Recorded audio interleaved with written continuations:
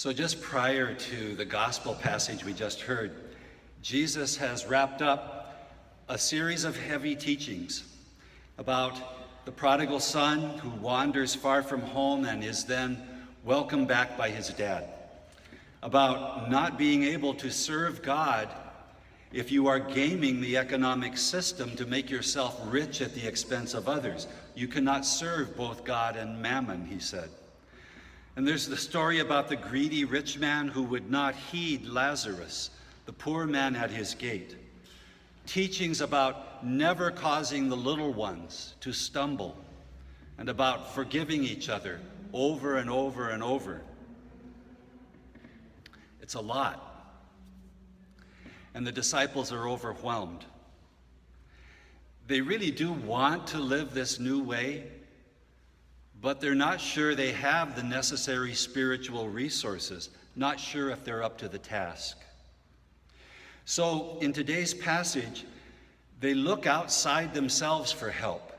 They say to him, "Lord, increase our faith." And he tells them, you've already got all the faith you need, all the spiritual resources you need to live in this new way. It only takes a mustard seed of faith. You have everything you need. This passage parallels another exchange between Jesus and his disciples, one that some of us prayed about at last Sunday's mini retreat. In that story, Jesus has had compassion on the crowd because they are like sheep without a shepherd, and he, in that moment, has taught them many things. And then as night descends, the disciples perceive a problem they don't know how to solve.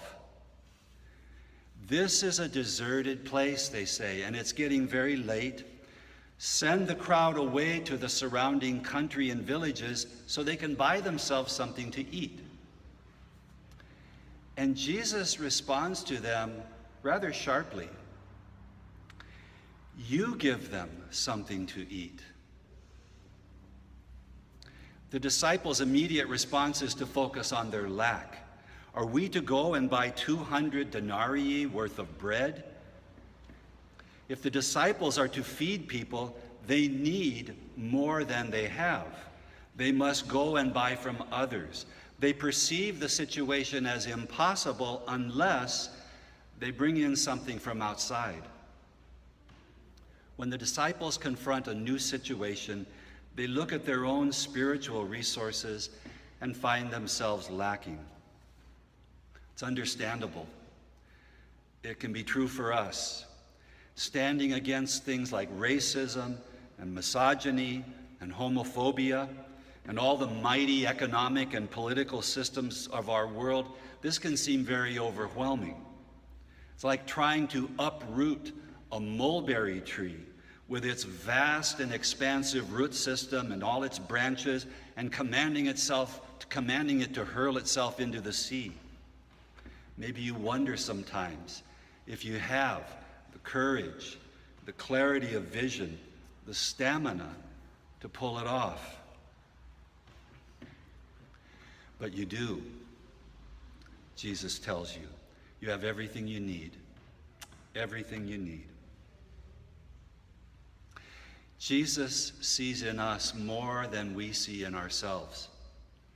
And he's continually urging us to understand ourselves differently, to reconsider what we can in fact do. He directs us inside, and he asks us to reappraise what we might bring to our situation. I recently read the words of a psychotherapist who was working with a particular client. This is what he wrote. "I remember one client who described himself as a wimp. A mid-level bank manager, he felt pushed around, bullied, and generally ineffectual. In talking about his job, his eyes became glassy, his voice turned to a monotone, and his shoulders drooped. I found myself feeling very tired in therapy. In search of some spark in his life, I shifted the focus to his earlier years and discovered that not only had he put himself through school by working 2 jobs, he had been on the boxing team in college and flew airplanes on the weekends. Hardly the behavior of a wimp. When he talked about flying, he fairly crackled with energy. He seemed surprised when I commented on the difference between his style at work and his style behind the controls of his airplane. The key moment in therapy came when he recognized that his problem was not a chronically wimpy personality, but a failure to identify and tap into his resources. He pinpointed the solution when he said, "I guess I need to fly at work, huh?" My client illustrated an important point.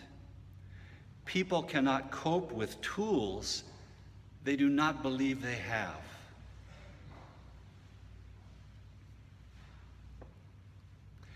If we do not know what we have, we cannot use it to achieve what we hope and aspire to.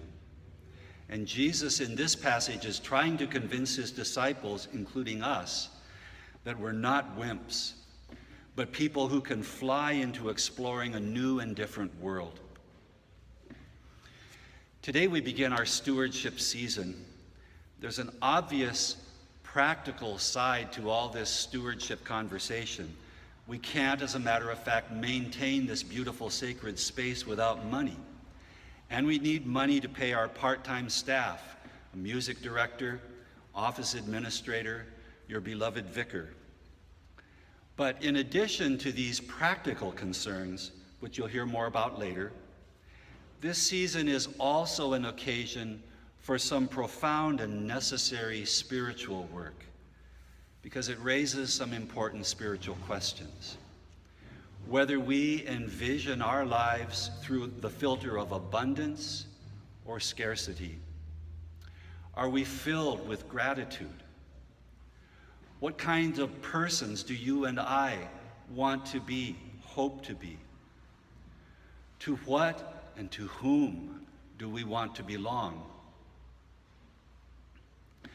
Our stewardship of this community emerges when we recognize what we have. It comes out of our own individual sense of abundance. Gratitude begins to well up inside. When you woke up this morning, chances are you slept on a comfortable bed. There was breakfast to eat, and perhaps a glass of juice or a good cup of coffee or tea to sip. You put clean clothes on. And for most of us here, this is the way it's been for nearly every day of our lives. We see the evidence of the Creator's care and provision all around us. We hear the birds singing in the morning. The sun rises. Rain falls to water the earth. And year after year, so many plants provide oxygen and food for our bodies. We are not only provided for, but lavished with good gifts. Companionship, meaningful work, music, the beauty of nature and cultures, the good sensations of movement, of walking, running, swimming, dancing, the joy of sexuality, and a sense of destiny and yearning for the divine mystery. Life itself, every day, is a gift that our ancestors once described as the very breath of God.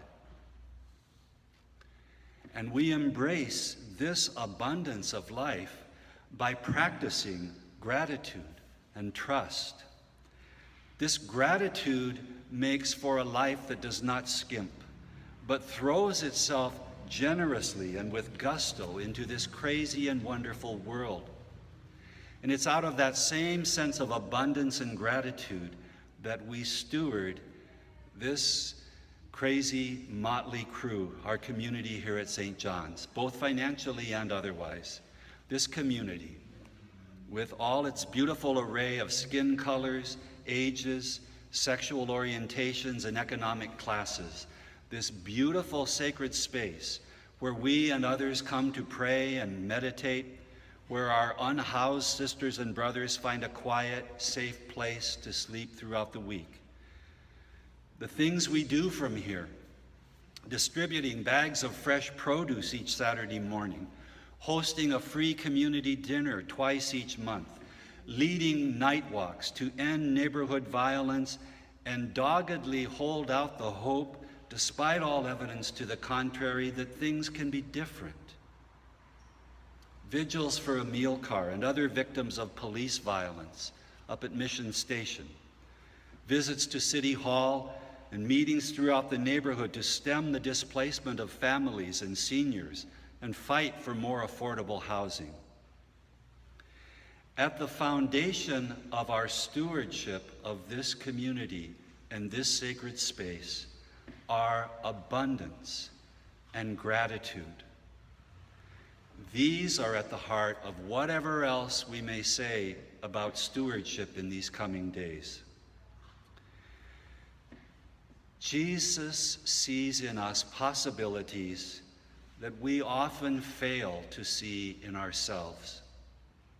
And throughout the scriptures, he struggled with all the art at his command to show us the abundance, the beauty, the faith that he sees in us. And what he also sees are mulberry trees, one after the other, on their way to the sea.